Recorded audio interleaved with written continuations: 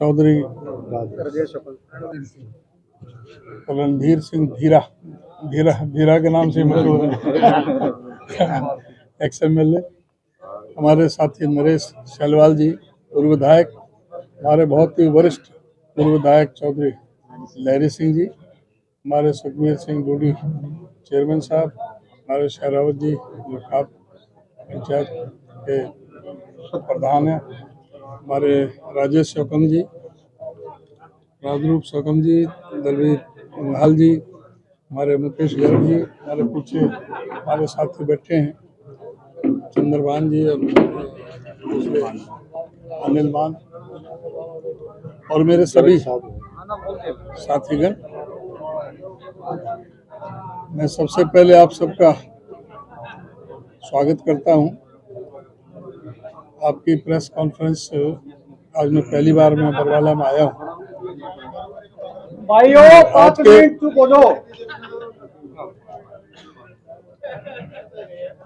आज का मकसद सिर्फ अपने साथियों के साथ मिलकर के विचार विमर्श करना, सुख दुख में शामिल होने वाली बात, एक दूसरे के विचारों का आदान प्रदान करने के लिए हम यहाँ पर आए और यहाँ की जो जन समस्या हैं क्या क्या हैं, पार्टी के प्रति क्या सोच है, क्या हमें करना चाहिए, वो सब चीज़ के लिए हम यहाँ पर आए हैं।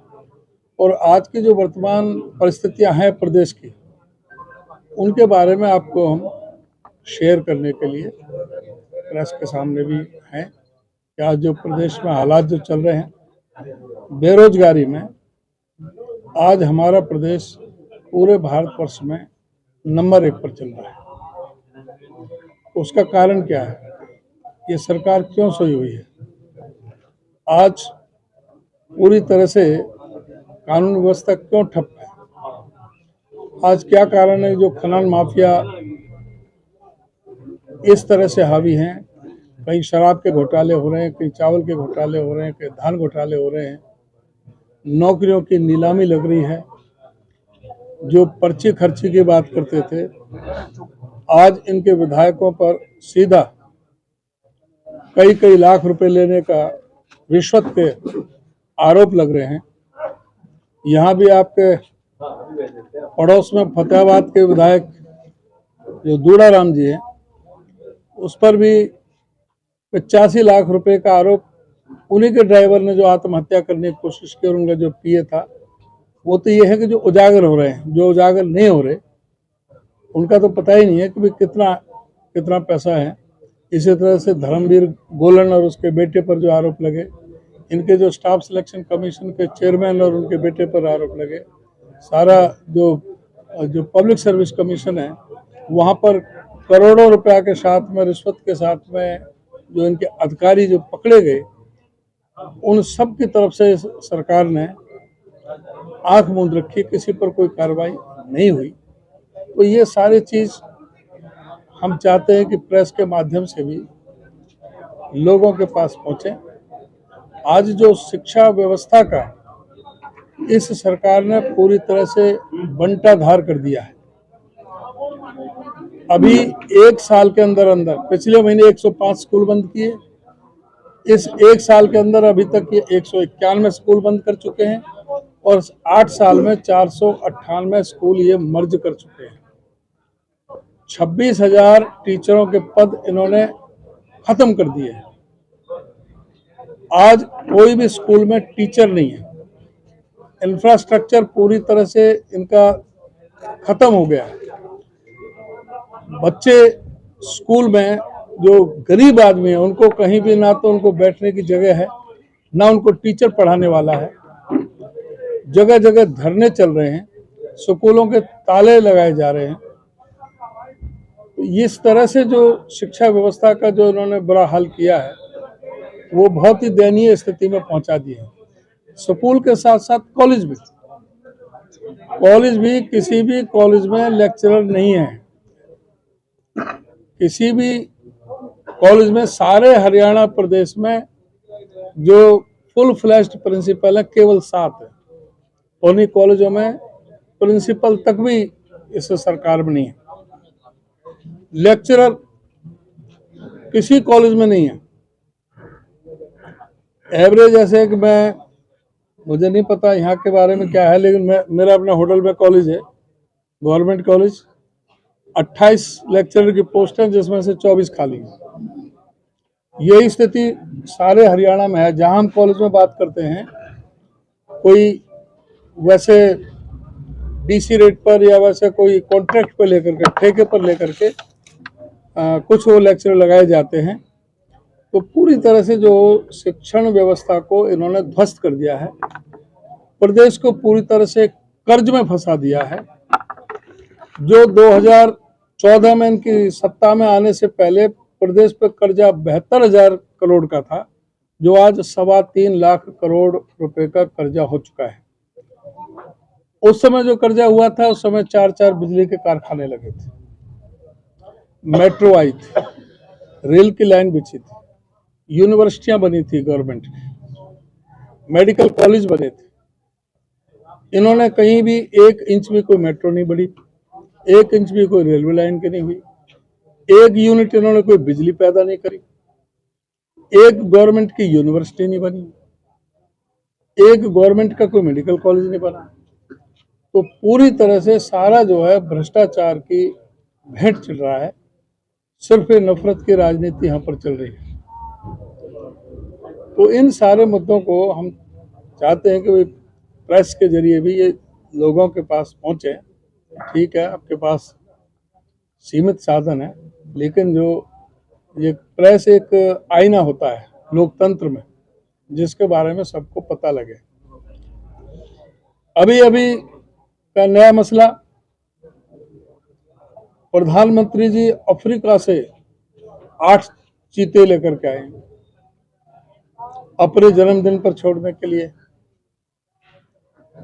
पंडित जवाहरलाल नेहरू जी के जन्मदिन पर कांग्रेस पार्टी सफेद कबूतर छोड़ती थी, जो एक शांति का प्रतीक था, प्रेम प्यार भाईचारे का प्रतीक था, सुख समृद्धि का प्रतीक था।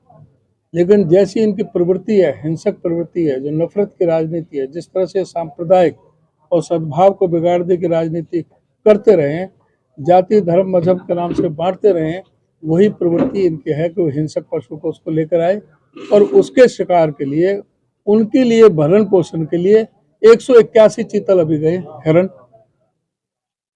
जिसमें बिश्नोई समाज ने भी बहुत ज्यादा उसका विरोध जताया है। अब आप बताएं कि एक सलमान खान ने एक हिरण का शिकार किया था, उसका जीना हराम हो गया था, जेल हो गई थी, जेल हुई थी, कितना उस पर जुर्माना हुआ। और आज जो है सरकार ही 181 चीतल तो भेज दिए, 300 करीब अभी भेजने की तैयारी चल रही है। जब तक वो रहेंगे, पता नहीं कितने यहाँ पर हिरणों का शिकार कर करके और उनके भरण पोषण के लिए जाएगा। तो ये एक बहुत ही दुखद बात है।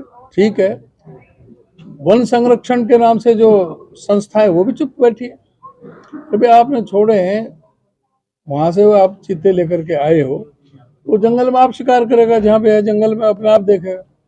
लेकिन तुम यहाँ से पकड़ पकड़ के सरकार ही चीतल हिरण को उनको पकड़ के उनके लिए वहां पर भेजेंगे, तो इसको कोई भी बर्दाश्त नहीं करेगा।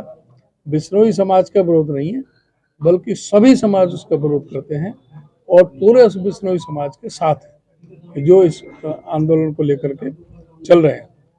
तो हमारा तो यही अभी है। और कोई आपका जो प्रश्न हो वो आप बताएं। सर, कल अभय सिंह चौटाला से एक पत्रकार बातचीत कर रहे थे, उन्होंने ऐसे ही अपने दीपेंद्र हुड्डा जी के बारे में कुछ बोल दिया कि उनके बारे में क्या कहेंगे, कुछ चूड़ी पहना देने वाली ऐसी कुछ बात है, वो वीडियो काफी वायरल हो रही है। क्या कहा, मतलब क्या दीपेंद्र जी हुड्डा जी को उन्होंने पूछा, दीपेंद्र हुड्डा जी भी है, तो अभय सिंह ने कहा कि उनको चूड़ी पहना दो, ऐसी कुछ बातें नहीं, वीडियो काफी वायरल हो रही है। चूड़ी तो पहनना अभय सिंह चौटाला को चाहिए, दीपेंद्र हुड्डा क्यों चूड़ी पहनेगा? दीपेंद्र हुड्डा हर समय सुख दुख में सब जगह साथ जा रहा है, कंधे से कंधे बना करके लड़ रहा है। जो इसमें पूरी तरह से दीपेंद्र हुड्डा बिश्नोई समाज के साथ में है, चूड़ी तो इनको पहननी चाहिए कि जो ये कह रहे थे अभय चौटाला, जब जरूरत होती है तो ये बीजेपी को गाली देने लगते हैं और जब जरूरत होती है तो बीजेपी का साथ देते हैं। यही अभय सिंह चौटाला थे ना जिन्होंने आरोप लगाया था दुष्यंत चौटाला पे और उन पर कि भाई इन्होंने विनोद शर्मा की जेब में इनका हाथ चला गया, उससे पैसे ले लिए, मैं उनको नंगा करूंगा, मैं उनको चेहरा नंगा करूंगा, मैं 1 हफ्ते के अंदर उनके नाम बताऊंगा किसने कितने पैसे लिए। फिर अभय चौटाला ने खुद ने किसी का नाम बताया और अभय चौटाला ने किसको वोट दी? अभय चौटाला जिसके खिलाफ बोल रहा था, अभय चौटाला ने भी खुद ने उसको वोट दी। अभय चौटाला बताया ना कि उसने कितने पैसे लिए हैं। अब चूड़ी उसने पहन रखी, उसको पहननी चाहिए कि जो है किस तरह से लोगों के सामने गुमराह करने की बात करते हैं, हमेशा बीजेपी की बुराई करते हैं और बीजेपी का साथ देते हैं, चाहे राष्ट्रपति का चुनाव हो, चाहे राज्यसभा का चुनाव हो, हर जगह बीजेपी के साथी हैं। तो ये जो फर्जी जो है ना ये रोना, इसको उसको रोना नहीं चाहिए और ये चाहिए कि जो है ना जो मुद्दे की बात करें, अरे कहीं कोई अपना स्टैंड तो लें, कहीं अपना कोई तुम्हारा अपनी जमीर को तो बचाओ कि तुम्हारी कोई जमीर है, कहीं विपक्ष में हो कि तुम पक्ष में हो। जब समय आता है तो तुम विपक्ष की बात करते हो, फिर कभी तीसरे मोर्चे की बात करने लगते हैं। कहीं भी कोई स्तर नहीं है, इनकी कोई क्रेडिबिलिटी ही खत्म हो गई है। इनको कहीं पूछ नहीं रहा, अपना जो ना वैसे ही अपने परेशान होकर के सारे प्रदेश में वैसे फिर रहे हैं कि भाई कहीं को थोड़ा कोई उंगली टेकने के लिए जगह मिल जाए। आदमपुर चुनाव की बात करें तो कांग्रेस पार्टी की क्या कुछ तैयारी है? आदमपुर चुनाव में कांग्रेस पूरी तरह से तैयार है। ये कांग्रेस की सीट है, कांग्रेस बहुत अच्छे बहुमत से यहाँ पर जीतेगी, क्योंकि आदमपुर की जनता को पता है कि कुलदीप बिश्नोई ने उनके विश्वास को ठगा है, उनके विश्वास को धोखा दिया है, कांग्रेस पार्टी की पीठ में छुरा घोंपने का काम किया है और कभी भी कुलदीप बिश्नोई ने आदमपुर की जनता के लिए आवाज नहीं उठाई।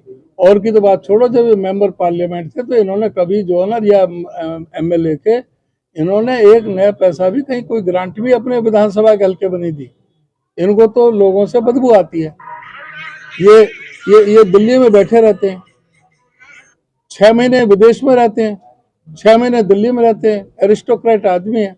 कभी इस अपने बाबू के नाम से कब तक खाता रहेगा? कई बार बना लिया, बाबू को भी धोखा दे दिया, उसको भी पता नहीं। बापू अच्छी तरह ठीक से थे, उनको भी अपना मुख्यमंत्री बनने के लिए अलग से पार्टी बना ली हजका को। फिर कहता कि मैं बीएसपी के साथ बनाऊंगा, फिर कह रहा कि मैं बीजेपी के साथ बनाऊंगा, मैं मुख्यमंत्री रहूंगा। फिर कहने लगा कि बीजेपी बिश्नोई समाज से, मैं कहता हूँ उस पर कभी भरोसा मत करना, ये तो बहुत धोखेबाजों की पार्टी है। इन्होंने हमें धोखा दिया है, बिश्नोई समाज को धोखा दिया है। किसी को भी वोट दे लेना, लेकिन इसको बीजेपी को वोट मत देना। अब क्यों थूक के चाट रहा है? अब क्यों किस लिए बीजेपी की गोदी में बैठ गया? अब क्या वहां पर मुख्यमंत्री का दावेदार है? क्या खट्टर की जगह बनने वाला है? अभी तो ये भी नहीं तय कर पा रहा कि मैं लड़ूं या बेटा लड़े, या कोई और कारण था कांग्रेस छोड़ने का कि भाई कि क्यों होटल बंद हो गए, क्यों उनके बैंक खाते बंद हो रहे हैं, क्यों उनके जो बाहर जाने के लिए सारे जो पासपोर्ट वगैरह है वो जमा कर रखे हैं। ईडी का तो कोई दबाव नहीं था, सीबीआई का तो कोई दबाव नहीं था। ये तो जनता के सामने बताए कि कारण क्या था जिसकी वजह से जनता को इलेक्शन में झोंका जा रहा है। आदमपुर की जनता ने तो उनको 5 साल के लिए चुना था, उन्होंने इसलिए थोड़ी चुना था कि तुम उनके विश्वास को धोखा दे करके और तुम उस पार्टी के साथ चले जाओ जिस पार्टी के साथ तुम विरोध करते रहे हो। सर, आदमपुर से कौन कैंडिडेट होगा चुनाव में? कैंडिडेट अभी आप इलेक्शन तो डिक्लेयर होने दो, अभी से सारे पत्ते आपके सामने खोल देंगे तो फिर हमारे पास क्या बचेगा? सुनने में आज पूरा मंत्री जेपी को सुनने में आज नहीं, अब कौन सुनने में आया? सभी हमारे पास कम से कम 20-25 आदमियों की लिस्ट है। अब बहुत हैं, अच्छे दावेदार हैं, बहुत मजबूत दावेदार हैं। आदमपुर के भी हैं, सभी जातियों में से हैं, बैकवर्ड में से भी हैं, बिश्नोई में से भी हैं, जाटों में से भी हैं, बाहर के भी हैं, अंदर के भी हैं, सभी। हम सारी चीज जो है ना अभी आपको कैसे बताएंगे? उस समय आप इलेक्शन डिक्लेयर कराओ, वो आपके सामने आ जाएगा। सर, केंद्र सरकार भारतीय चिट्ठी लेके आई है। इस देश में कोविड के बाद जो हालात देखे गए, मेडिकल सुविधाओं के हालात देखे गए, पर्यावरण के हालात देखे, स्कूल कॉलेजों के हालात देखे गए, क्या इतना पैसा सरकार वहां पे लगा रही है? क्या इस देश को आगे बढ़ने के लिए क्या इन चीजों की चितों की जरूरत है? क्या धर्मों की जरूरत है और क्या मंदिर मस्जिदों की जरूरत है? इस सरकार ने हमेशा इवेंट मैनेजमेंट की इन्होंने प्रक्रिया की है सब जगह। इनका जनता के सुख दुख से कोई मतलब नहीं। इनकी राजनीति ही सांप्रदायिकता के आधार पर टिकी हुई है। जाति, धर्म, वर्ग, संप्रदाय, मंदिर, मस्जिद, मंडल कमंडल के आधार पर ही है। इसी तरह से ये लोगों को बांटने का काम करते हैं, जो कि सरकार का काम नहीं होना चाहिए। सरकार का काम है कि लोगों के लिए नई नई पॉलिसी बनाएं, उनके लिए प्रोग्राम तय करें कि उनकी सुख समृद्धि के लिए करें। अब अच्छे जो अस्पतालों की व्यवस्था करें, अच्छे स्कूलों की व्यवस्था करें, पढ़ने की व्यवस्था करें, अपने बिजली, सड़क, पानी और सिंचाई के साधनों की व्यवस्था करें। जो काम है वो सरकार करती नहीं। सरकार का तो काम है कि वो किस तरह से दो खरीदने वाले और दो बेचने वाले। जो 70 साल में जो कांग्रेस पार्टी ने जो पब्लिक सेक्टर के दायरे खड़े किए, उनको एक एक करके बेचा जा रहा है। आज जल, थल, नभ सब इंडिया ऑन सेल के बोर्ड लगे हुए हैं। आज जो है हवाई जहाज बेचे जा रहे हैं, हवाई अड्डे बेचे जा रहे हैं, आज पनडुब्बी बेची जा रही है, हमारे जो बंदरगाह बेचे जा रहे हैं, सड़कों पर जगह जगह इतना टोल टैक्स लगा दिए। आपके चाहे बैंक हैं, चाहे इंश्योरेंस कंपनी है, सब बेची जा रही हैं। रेल जो सबसे बड़ा डिपार्टमेंट था, उसको भी अदानी रेल में बदला जा रहा है। आज पूरे जो ना किस तरह से आप बताओगे, सीधा सा अगर आप कहो कि भाई जो बेटा बाप दादा की जायदाद को आगे बढ़ाता है उसको सपूत कहोगे, या उसकी जायदाद को बेच के खाने वाले को सपूत कहोगे? ये सपूत हैं, कपूत हैं। इन्होंने तो जो कांग्रेस ने किया उसको बेच बेच करके अपना गुजारा कर रहे हैं, खा रहे हैं, और लोगों को सिर्फ नफरत परोस रहे हैं। वो इनका कोई भी जो सीधा सा जो मकसद है लोगों को बांटने का है, नफरत फैलाने का है और सांप्रदायिकता के आधार पर ध्रुवीकरण का है।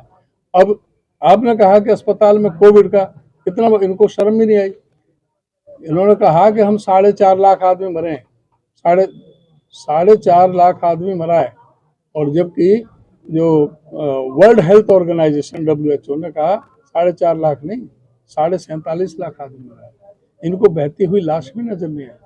आज जो गंगा, जमुना और कितनी हमारी नदियों में जो उनको संसाधन भी नहीं दे पाए थे उनको संस्कार करने के लिए, शमशानों में जगह नहीं थी, उनके लिए काठी, कफन और लकड़ी के मुहैया नहीं करा सके। सर, इस बार हरियाणा का पहला ऐसा राज्य बन चुका है, जिला बन चुका है हरियाणा का, जिसमें 5 बजे के बाद ना तो सरकारी सिविल हॉस्पिटल में किसी महिला का अगर किसी को डिलीवरी हो तो उसका अल्ट्रासाउंड होगा, और ना ही अग्रवा मेडिकल में।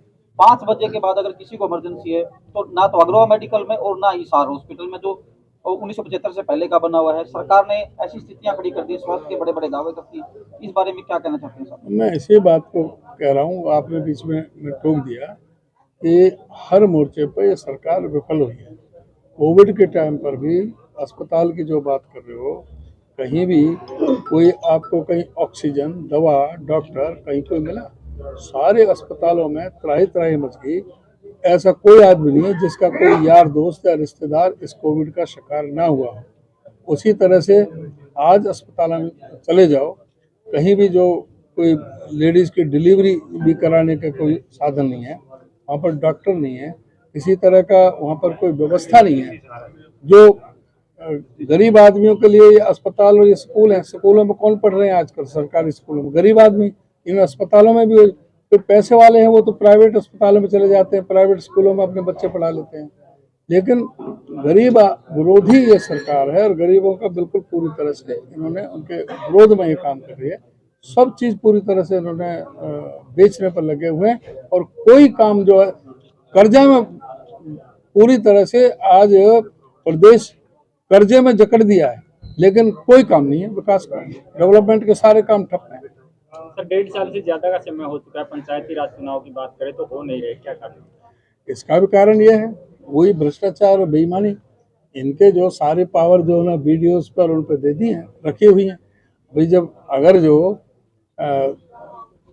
पंच सरपंच होंगे, जिला पार्षद होंगे, नगर पालिका में उनके चेयरमैन, वाइस चेयरमैन और पार्षद होंगे, तो वो ग्रांट भी मांगेंगे, दबाव भी बनाएंगे सरकार पर, अपने MLAs पर, मंत्री पर, लोगों के लिए काम करेंगे। लेकिन अब जरूरत नहीं है, ना तो ग्रांट देने की जरूरत। जो ग्रांट है अपनी मर्जी से जो उनके अधिकारी हैं वो मिल बैठ करके JE और BDO और सारा मिल करके बंदर बांट कर लेते हैं। आधी भी कहीं नहीं लग रही, 40% भी कर्नाटक के तो कह रहे 40% सीएम कमीशन का, यहाँ तो 60% जा रहा है। पूरा हरियाणा इस बात के लिए मजबूर है, कहीं कहीं आड़तियों को खत्म किया जा रहा है, आड़त को खत्म किया जा रहा है। और आड़ती जो है वो ग्रामीण क्षेत्र का छोटा एक मिनी बैंक था, दुख सुख में आड़ती काम आते थे, क्योंकि फसल तो 6 महीने में आती है तो पैसा वहां से मिल जाता था। तो अब इस पोजीशन को भी सरकार खत्म कर रही है।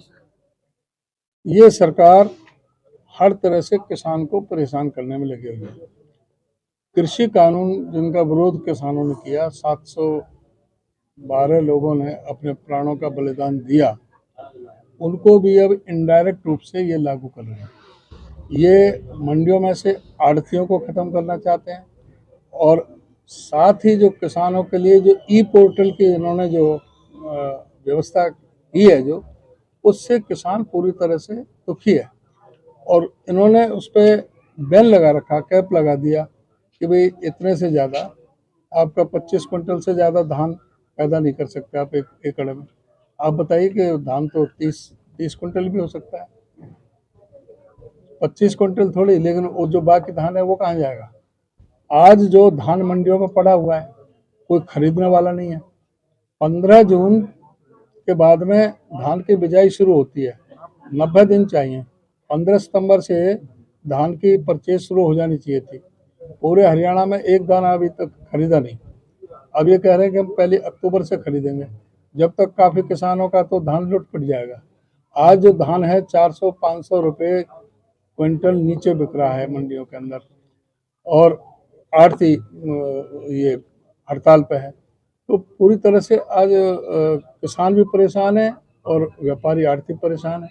बाजरा है हमारे दक्षिण हरियाणा में, जो भिवानी और महेंद्रगढ़ और मेवात तक बाजरा होता है, बाजरे का इनका 2350 रुपये का रेट है सरकारी, लेकिन 1600-1700 रुपये में बाजरा बिक रहा है।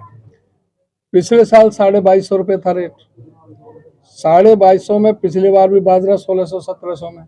तो इन्हीं खट्टर महाराज ने ये पब्लिकली ये घोषणा की थी कि जो ये बाजरा कम बिक रहा है हम तो खरीदेंगे नहीं, लेकिन भावांतर योजना के तहत हम इन किसानों को जो भरपाई करेंगे वो पैसे देंगे। लेकिन एक फूटी कौड़ी नहीं दी।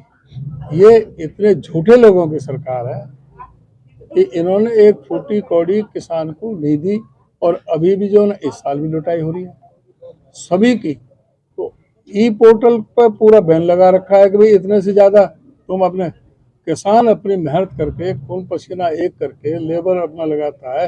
आज के जो ये कहते हैं वे किसानों की आमदनी हम दुगनी कर देंगे 2022 में, इन्होंने दुगनी नहीं आधी कर दी, पहले से आधी कर दी पहले से। कहाँ डीजल का रेट पहुंच गए, कहाँ पर मजदूरी के रेट पहुंच गए, हर चीज़ के जो खाद के जो फर्टिलाइजर है उसके रेट कहाँ से बेतहाशा जो बढ़े हैं।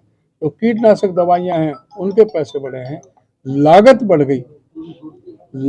गई और आमदनी घट गई। तो ये किसान की जो दुगनी की बात कर रहे थे, किसान की आधी आमदनी इनकी गलत नीतियों की वजह से आज किसान बहुत ज़्यादा परेशान और तबाह है।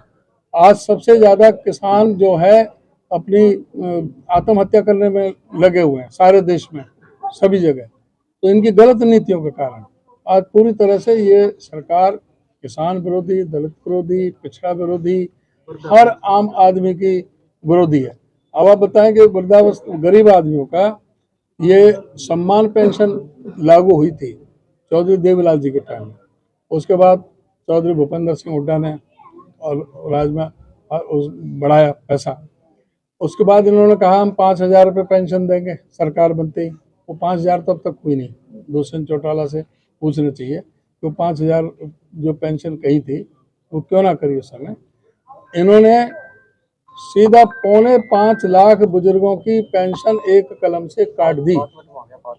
अभी महीने 1.5 महीने पहले 5.25 लाख लोगों की पेंशन काट दी। तो ये बुजुर्गों से भी क्या दुश्मनी निकालने का लग रहा है। उसमें भी जो है ये कह दिया कि 1,80,000 से जिसके परिवार में जो परिवार पेंशन कार्ड जो बनाया, जिसके परिवार में 1,80,000 से ज्यादा की आमदनी है साल की, उसको पेंशन नहीं देंगे। तो ये बुजुर्गों के साथ भी इस तरह का व्यवहार ये कर रहे हैं। और हमारी पार्टी ने फैसला लिया है कि हमारी पार्टी अभी 1.5 साल पीछे जो चुनाव होगा, सत्ता में आती है तो हम बुजुर्गों की पेंशन जिस दिन सरकार बनेगी पहले महीने से ही 6,000 बुढ़े के, 6,000 बुढ़िया के 12,000 रुपये महीने पेंशन देंगे। 300 यूनिट हम बिजली जो उन्हें फ्री देंगे। जो गरीब आदमियों को जो पहले प्लॉट की स्कीम थी 100 गज की, 3,92,000 प्लॉट दिए गए थे पहले, दोबारा से गरीब आदमियों को 100 गज के प्लॉट देंगे। SC कमीशन का गठन होगा। पिछड़ी जातियों का जो इन्होंने बंद कर दिया, जो अभी नगर पालिकाओं में भी और उनमें भी जो चुनाव हुए उनकी BCA की वो रिजर्वेशन ही खत्म कर दी, उसको रिजर्वेशन बहाल होगी और BCA को पूरा जो है उसमें भी BCA भी सबसे गरीब तबका है, उनका पूरी तरह से सम्मान दिया जाएगा। अलग से उसका आयोग बनाया जाएगा। उनके BCA को BCB से अलग रखेगा। ये BCB के शिकार हो गए BCAB वाले, उनका भी हम अलग से करेंगे जिससे कि वो उनको सम्मान मिले, उनकी जो समस्या है उनको वो आगे आ सके। अपना सामान MRP पर नहीं डिस्काउंट पर लो। और हिसार में डिस्काउंट कहाँ मिल रहा है ये जानो SaleTrending.com पर। विजिट SaleTrending.com, पहले कंपेयर करो फिर शॉप करो।